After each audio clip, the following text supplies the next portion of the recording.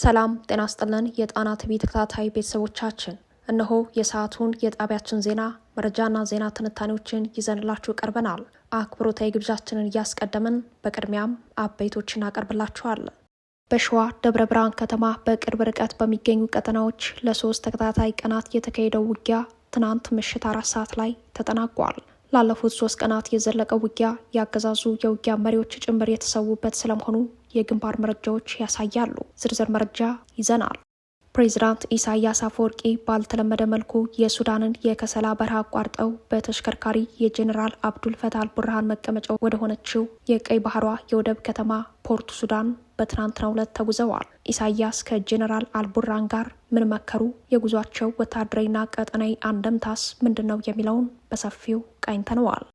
በአርሲ ተባብሶ በቀጠለው የምዕመናን ጥቃት ዙሪያ የኢትዮጵያ ኦርቶዶክስ ተዋሕዶ ቤተ ክርስቲያን አዲስ ጥሪ አቅርባለች። ለመሆኑ የቤተ ክርስቲያኗ ጥሪ ምን ይላል የሚለውንና የአርሲ አሁናዊ ሁኔታ ዝርዝር መረጃ ይዘናል። በአዲስ አበባ ታላቅ የተባለው ህዝባዊ ስብሰባ አዳራሽ ተከልክሏል። ተጨማሪ መመሪያና ትዕዛዝም ወርዷል። አዲስ አበባ ትናገር የተሰኘው መድረክ ያገዛዙ የጦርነት ፖሊሲ የሚወገዝበት፣ ህዝብ ራሱንና ሀገሩን ለማዳን የሚመክርበት እንደሆነ ስጋት የገባው አገዛዙና ይህንን መድረክ ያዘጋጀውን የፖለቲካ ኃይል በተመለከተ አብራችሁን ስትዘልቁ ትሰሙታላችሁ። የአማራ ዲያስፖራና የትግሉ ደጋፊዎች የዲፕሎማሲ ትግሉን እንዲያነቃቁ ጥሪ ቀርበዋል። 3ኛ ዓመቱን ያስቆጠረውን የአማራ ህዝብ የህልውና ትግልና የወቅቱ የትግል እድገት ከዲያስፖራው የትግል ሚና አኳያ ምን መልክ ሊኖረው ይገባል የሚለውን የምሁራን አስተያየት በዜናችን ቃኝተነዋል። እነዚህንና ሌሎችን ይዘናል። ወደ ዝርዝር መረጃዎቹ እናመራለን። በቅድሚያም ሰበር የግንባር መረጃ ወደምንመለከትበት ዜናችን እናመራለን። ለ3 ተከታታይ ቀናት የተካሄደው ውጊያ በፋኖ ኃይሎች የበላይነት መጠናቀቁን አፋሕድ ሸዋ ጠቅላይ ግዛት እዝ በግንባር መረጃ ይፋ አድርጓል። በደብረ ብርሃን ከተማ ዙሪያ በአሶና ወረና ወረዳ መሀል አምባ በተሰኘው አካባቢ ከህዳር 18 ከሌሊቱ 10 ሰዓት ጀምሮ የከፈተው ማጥቃት ላለፉት 3 ቀናት በየመሃሉ እያረፈ ግን ተከታታይ ቀናት ቀጥሎ እንደሰነበተ በውጊያውም ድል እንደቀናው ያስታወቀው እዙ ድሉ ከዞኑ መቀመጫ በቅርብ ርቀት የተገኘ በመሆኑ ወታደራዊ ፋይዳው የጎላ ነው ብሎታል። እዙ አክሎም ውጊያው በአርበኛ መሐመድ ቢሆነኝ ኮር ደጃዝማች ተሰማ እርገጤ ክፍለ ጦር መመራቱን በ3 ቀናት ውጊያም በርካታ የአገዛዙ ጥምር ጦር ላይ ሰብአዊና ወታደራዊ ቁሳዊ ኪሳራ ማድረሱን አስታውቋል። በአገዛዙ ጦር ላይ ለተከታታይ ቀናት የተቀናጀ ጥቃት መክፈቱን ተከትሎ በአውደ ውጊያው በአገዛዙ በኩል በመሪ ደረጃ የተደመሰሱ አሉ ያለው አፋሕድ ሸዋ ጠቅላይ ግዛት በመሪ ደረጃ 1 የመከላከያ ምክትል ሻለቃ መሪ፣ 1 የአድማ ብተና ጋንታ መሪ እንዲሁም ማዕረጋቸው ያልተገለጹ መሪዎች መቁሰላቸውን እዙ በግንባር መረጃው አስታውቋል። በተጨማሪም በ3ቱ ቀናት ውጊያ በተራ ተዋጊ ቁጥሩን ለማወቅ የሚያስቸግር የአገዛዙ ጦር ሞትና ቁስለኛ መሆኑን የገለጸው አፋሕድ ሸዋ ጠቅላይ ግዛት እዝ ውጊያ የተካሄደባቸው ቀጠናዎች በአመዛኙ በእጁ እንደሚገኙ ገልጸዋል። በአጠቃላይ በተከታታይ 3 ቀናት በተደረገው አውደ ውጊያ የብልጽግና ሰራዊት በሰው ኃይል በንብረትና በስነ ልቦና ከፍተኛ ኪሳራ ደርሶበት ሞትና ቁስለኛውን የቻለውን ሰብስቦ ብዙውን በየሰብሉ ውስጥ እያዝረከረከ ትናንት ከምሽቱ 4 ሰዓት ተኩል ወደ ዞን ከተማ ደብረ ብርሃን መሸሸቱን አፋሕድ ሸዋ ጠቅላይ ግዛት እዝ አስታውቋል። በአርሲ ተባብሶ በቀጠለው የምዕመናን ጥቃት ዙሪያ ቤተ ክርስቲያኗ ጥሪ ያቀረበች። የኢትዮጵያ ኦርቶዶክስ ተዋሕዶ ቤተ ክርስቲያን የአርሲው ጥቃት አሁንም ተጠናክሮ መቀጠሉን በመግለጽ የጉዳዩን አሳሳቢነት ሁሉም አውቆ የበኩሉን እንዲያደርግ ጥሪ አቅርባለች። ቤተ ክርስቲያኗ በአርሲ ዞን በተከታታይ የሚፈጸመው የምዕመናን ግድያና እገታ አሁንም አለመቆሙን አስታውቃለች። የሕዝብ ግንኙነት መምሪያ ኃላፊ መጋቢ ሰላም ሰለሞን ቶልቻ በምስራቅ አርሲ ዞን ሆንቆሎ ዋቢ ወረዳ ሰሞኑን 14 ሰዎች ታግተው ከታገቱት ውስጥ ገንዘብ ከፍለው 11 ተለቀዋል፣ 3ቱ አልተለቀቁም ብለዋል። ባለፈው ሳምንት አንድ አርሶ አደር በታጣቂ ኃይሎች ተገሎ ጅብ በልቷቸው ጥፍርና አጥንቱ ልብሱ ብቻ እንደተገኘ፣ የሟች ባለቤትም ከባድ ጉዳት እንደደረሰባት አንድ የአርሲ ዞን ወረዳ ቤተ ክህነት አመራር ተናግረዋል። በኦርቶዶክስ ተዋሕዶ ክርስቲያን የአርሲ ዞን ሀገረ ስብከት በበኩሉ ህዳር 14 ለ15 አጥቢያ በመርቲ ወረዳ ፈርቀሳ ጃዊ የሚባል ቦታ ሽመልስ ሙላቱ፣ አበራ ሽመልስ፣ ብርሃኑ ሽመልስ 2 የሟች ልጆች ናቸው የተባሉ ምዕመናን በቤታቸው ተገለዋል ሲል ገልጸዋል። ካለፈው ጥቅምት ወር ጀምሮ 2 ወራት ባልሞላ ጊዜ ውስጥ ከ40 በላይ ግድያና በመቶዎች የሚቆጠሩ እገታዎች መፈጸማቸውን መረጃዎች ያሳያሉ። የኢትዮጵያ ኦርቶዶክስ ተዋሕዶ ቤተ ክርስቲያን የሕዝብ ግንኙነት መምሪያ ኃላፊ በማብራሪያቸው ላይ እንደገለጹት በምስራቅ አርሲ ዞን በምዕመናኑ ላይ ከሚፈጸመው ግድያ፣ አፈናና ማፈናቀሉ ባሻገር ከፍተኛ የስነ ልቦና አለመረጋጋት አለ። ነገ ምን ይመጣል በሚል ነግቶ እስኪመሽ መሽቶ እስከሚነጋ ድረስ አለመረጋጋት አለ ያሉት የህዝብ ግንኙነት መምሪያ ኃላፊው ስርዓት አምልኮን ለመፈጸም ተረጋግቶ ህይወትን ማስቀጠል ስላልተቻለ በየትኛው መልክ ጉዳዩ በልዩ ትኩረት ሊታይ እንደሚገባ ቤተ ክርስቲያኗ ታሳስባለች ብለዋል። እንዲያም ሆኖ በአርሲ የኢትዮጵያ ኦርቶዶክስ ተዋሕዶ ቤተ ክርስቲያን ምዕመናን ላይ እስካሁን ድረስ ለተፈጸሙ የጅምላ ጥቃቶች አንድም አካል ተጠያቂ ያለመደረጉ ችግሩ ቀጣይነት ያለው ከመሆኑም በላይ መዋቅራዊ ድጋፍ ያለው መሆኑ አደጋውን የከፋ አድርጎት ቀጥሏል። የኤርትራው ፕሬዝዳንት ከሱዳን የእርስ በርስ ጦርነት መነሳት በኋላ የመጀመሪያውን ጉብኝት በፖርት ሱዳን አድርገዋል። ኢሳያስ ከሱዳን ብሔራዊ ጦር መሪ ጀነራል አልቡርሃን ጋር መምከራቸውም ተሰምተዋል። ፕሬዝዳንት ኢሳያስ አፈወርቂ ባልተለመደ መልኩ የሱዳንን የከሰላ በረሃ አቋርጠው በተሽከርካሪ የጀነራል አብዱል ፈታህ አልቡርሃን መቀመጫ ወደሆነችው የቀይ ባህሯ የወደብ ከተማ ፖርት ሱዳን በትናንትናው ዕለት ተጉዘዋል።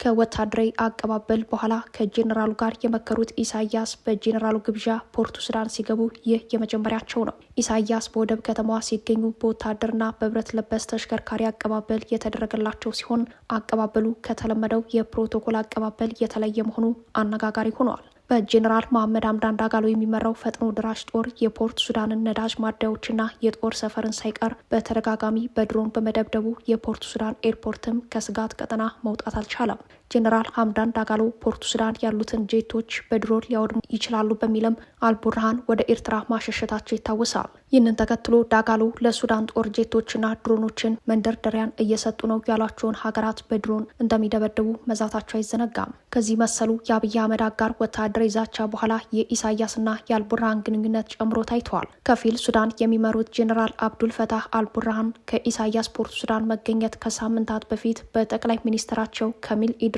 የሚመራ ልዑክ ቡድን አዋቅረው ወደ አስመራ ልከው ነበር። ትናንት ከሰዓት በኋላ በወጣው መረጃ ላይ እንደተመለከተው የሱዳን ብሔራዊ ጦር ጊዜያዊ መቀመጫ ወደሆነችው የቀይ ባህር ዳርቻዋ ፖርት ሱዳን ያቀኑት ኢሳያስ የጉዞ ዓላማቸው በሁለት አውድ ሊተነተን ይችላል። አንደኛውና ዋነኛው በአብይ አህመድና አገዛዛቸው የመወረር ስጋት ያጋጠማቸው ከመሆኑ አኳያ ወታደራዊ አጋርነትን ለማሳደግ ያለመ ሲሆን፣ ሁለተኛው ለብሔራዊ ጦሩ ገጽታ ግንባታ የሁለትዮሽ ግንኙነት የሚል እንደሆነ የኢሳያስ ጉብኝት ታዛቢዎች ይናገራሉ። በጉዳዩ ላይ ሱዳን ትሪቢዩን በበኩሉ ይዞት በወጣው ዘገባ ላይ እንደተመለከተው የኢሳያስ የፖርት ሱዳን ጉዞ ዓላማ ከጸጥታና ኢኮኖሚ ትብብር ጋር የተያዘ ሲሆን ይህም ሁለቱ ሀገራት ያላቸው ስትራቴጂካዊ ትብብር ከነበረበት ይበልጥ ለማጠናከር ያለመ ነው ሲል ዘግበዋል። ኢሳያስ የቀድሞው የሱዳን ፕሬዝዳንት ኦማር አልበሽር ከስልጣን ከመወገዳቸው በፊት ለመጨረሻ ጊዜ ወደ ሱዳን ያመሩት እንደ አውሮፓውያን አቆጣጠር በ2019 ነበር። በሱዳን የእርስ በርስ ጦርነት ውስጥ ግልጽ አቋም ይዞ የተሰለፈው የኤርትራ መንግስት ከሱዳን ዜጎች አልፎ ለአልቡርሃን ጦር መጠለያ እስከመሆን ደርሰዋል። ወታደራዊ መረጃዎች እንደሚጠቁሙት ኤርትራ ለሱዳን ጦር ተከታታይ ዙር ወታደራዊ ስልጠናዎችን ከመስጠት እስከ ልዩ ወታደራዊ ሎጂስቲክ ማዕከልነት በማገልገል ላይ ነች። ብሔራዊ ጦሩ ነጻ ባወጣቸው ቀጠናዎች ከኤርትራ ሰልጥነው በሚገቡ የሱዳን ወታደሮች እንዲያዙ በማድረግ ላይ ነው። በተጨማሪም የአልቡርሃን ጦር ከ5 ዓመት በፊት በጥቅምት 2013 በወረረው የኢትዮጵያ መሬት ላይ ከቅርብ ጊዜ ወዲህ ተጨማሪ ጦር ማጠናከሩ ወታደራዊ እንቅስቃሴውን ከኤርትራ ፍላጎት አኳያ መመልከት የጀመረው የብልጽግናው አገዛዝ ጭንቀት ውስጥ ገብተዋል። ብልጽግና የሱዳን ወታደራዊ ጦር ከ5 ዓመት በፊት የወረረውን መሬት በወቅቱ ከብሔራዊ ስሜት ይልቅ በድርጅት የፖለቲካ ስሌት ሳያስለቅቅ በመቆየቱ አሁን ላይ የስልጣኑ ስጋት ሆኖበታል የሚሉት የጉዳዩ ተከታታዮች ከኤርትራ ጋር በገባበት ወታደራዊ ፍጥጫ ወደ ጦርነት ቢያመራ የሱዳን ጦርና የኤርትራ ወታደራዊ ትብብር ትልቁ የአደጋ ምልክት ሆኖ የታየው ከረፈደ ነው ብለዋል። ይህንን በተመለከተ የኢትዮጵያው ገዢ ከኤርትራ ጋር ግጭት የሚፈጠር ከሆነ የሱዳን ጦር ራሱ እንዲያገል ቢጠይቅም ከአልቡርሃን በኩል በጎ ምላሽ አልጠበቀውም። የሱዳን ጦር መሪ ጀነራል አብዱል ፈታህ አልቡርሃን ከኤርትራ መንግስት ጋር በፈጠሩት ወታደራዊ ህብረት ጦርነት ቢቀሰቀስ ገለልተኛ ሆነው መቆም የማይችሉበት ሁኔታ ላይ ናቸው የሚሉት የጉዳዩ ተከታታዮች አብይ አህመድ ለቀጠናው ጦርነቱ ፍላጎቱና ፖሊሲው ቢኖራቸው እንኳን አቅሙና ሁኔታዎች አይፈቅዱላቸውም ይላሉ። የቀጠናው ታዛቢዎች እንደሚሉት የአልፋሻጋ ትሪያንግል እንደ ወታደራዊ ኮሪደር ሊያገለግል ይችላል የሚለው ስጋት አይሏል። ኢትዮጵያ የውጭ ተጋላጭነቷን በሚያሰፋ የውስጥ ግጭቶች መጠመዷ ለዚህ መሰሉ አደጋ እንደጋበዛት ያነሳሉ። በተለይም ስልታዊ ወታደራዊ ሎጂስቲክ ኮሪደር የሚሆነው የመዝጋ መሬት በሱዳን ወታደራዊ ኃይል በወረራ መያዙ አብይ በማንኛውም ጊዜና ሁኔታ በኤርትራ ላይ የጦር ወረራ ቢከፍት በቀጠናው የከፋ አደጋ እንደሚፈጠር በተደጋጋሚ ተጠቁመዋል። በመልክዓ ምድራዊ ብያኔ የሰሜን ምዕራብ ኢትዮጵያ የሚባለው ቀጠና ከሁመራ እስከ ጉባ ድረስ ያለው መሬት ለውጭ ወራሪና ለሀገር ውስጥ ተገንጣዩ ህወሓት ወታደራዊ የፍልሚያ ሜዳ የሚፈልግ ከመሆኑ ጋር በተያያዘ አብይ በኤርትራ ላይ የያዙትን የጦርነት ፖሊሲ የማለዘብ ግዴታ መጥቶባቸዋል። በአዲስ አበባ ታላቅ የተባለው ህዝባዊ ስብሰባ አዳራሽ ተከልክሏል። ተጨማሪ መመሪያና ትዕዛዝም ወርዷል። በአዲስ አበባ ከተማ ለማካሄድ ሰፊ ዝግጅት እንደተደረገበት የተነገረው አዲስ አበባ ትናገር የተሰኘው ስብሰባ በአገዛዙ በኩል የአዳራሽ ክልከላ ተጥሎበታል። የመድረኩ አዘጋጅ ኢህአፓ እንደገለጸው መድረኩ ለህዳር 27 እንደተዘጋጀ ገልጾ ነገር ግን አገዛዙ በተለመደ የአፈና መሳሪያዎቹ ክልከላ እያደረገ እንደሆነ አስረድተዋል። ፓርቲው ያዘጋጀው መድረክ ፖለቲከኞችን ሳይሆን ህዝብ ብሶቱን እንዲናገር መፍትሄም እንዲጠቁም ያለመ እንደሆነ ገልጸዋል። የፓርቲው የህዝብ ግንኙነት ኃላፊ አቶ ይስሐቅ ወልዳይ የመድረኩን ዓላማ እንደሚከተለው አስረድተዋል። አዲስ አበባ ትናገር የሚል መፈክር አለው፣ ሞቶ አለው። የስብሰባው ታላቅ ህዝባዊ ስብሰባ ነው የሚለው። እንግዲህ እንደ ኢህአፓ ወይም ደግሞ ላለፉት 7 ዓመታት ህዝብ አልተነፈሰም ብለን እናምናለን። በተለያየ መልኩ ታፍኖ ያለ ህዝብ ነው። መናገር ይፈልጋል። በደሎች አሉት። እንግዲህ ሀገሪቱ ያለውን በደል ህዝቡ ላይ ነው እንግዲህ የሚመጣው። ጦርነቱ፣ መፈናቀሉ፣ ስደቱ፣ ሞቱ፣ ሁሉም ነገር ወደ ህዝብ ነው የሚመጣው። ኑሮ ውድነቱ፣ ስራ ማጣቱ መሰረት ያደረገ ህዝቡ መናገር አለበት። ሁልጊዜ ፖለቲከኞች ብቻ በተረዱት ልክ ነው የሚያወሩት። አሁን ግን ህዝብ የሚተነፍስበት፣ ህዝብ እንደ ፍላጎቱ ሊናገርበት የሚችል በተለይ ለፖለቲካ ፓርቲዎች ደግሞ ግብአት የሚሆን ነገ ከነገ ወዲያ ሊያደርጉት የሚገባ ሰላማዊ ትግል መነሻ የሆነን ዘንድ እንደ ኢህአፓ መሰረት አድርገን ነው ህዝብ እንዲናገር ነው። ዋናው ተናጋሪ መድረኩ የህዝብ ነው። እኛ የተወሰኑ ሴት አፖች ብቻ ነው የምንሰራው። አሁን መሰረት የምናደርጋቸው ባወጣናቸው መግለጫዎችን በምንጠቅሳቸው ነጥቦችን በዛ ብቻ የሚወሰን አይደለም። እኛ ፍጥጥ ያሉ ማንም ያውቃቸው ማንም አይከዳቸው በሀገሪቱ ያሉትን የፖለቲከኞች እስር፣ የጋዜጠኞች እስር፣ ጦርነት፣ መፈናቀል፣ ስደት፣ ረሃብ፣ ስራ አጥነት፣ የአስተማሪዎች ጥያቄ፣ የሐኪሞች ጥያቄ እነዚህ መሰረት ያደሩ እንይዛለን። ከዛ ግን በዚህ የሚገደብ ግን አይደለም። ህዝቡ እንዲናገር ነፃ የሚሆንበት መድረክ ነው።